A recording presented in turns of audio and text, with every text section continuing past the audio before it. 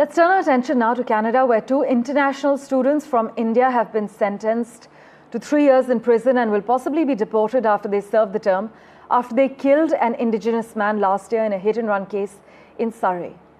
The victim was of Cree heritage and was a 43-year-old father. Now, according to the Surrey police, Gaganpreet Singh and Jagdeep Singh were in a red Ford Mustang when they collided with the pedestrian and dragged him for over a kilometre on the 27th of January 2024.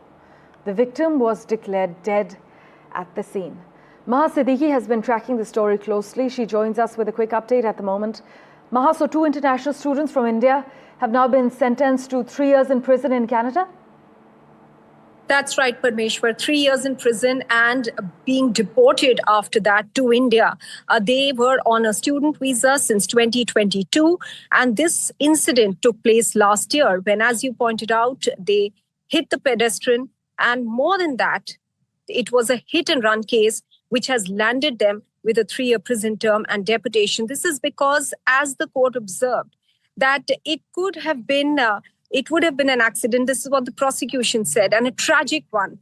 But the fact that they tried to flee, the fact that the victim was dragged for 1.3 kilometers, and one doesn't know whether he died immediately because of the hit or whether it was him being dragged by the car for over a kilometer is what caused the death. And this is what has landed them with this 3-year prison term because of their behavior after they hit the person.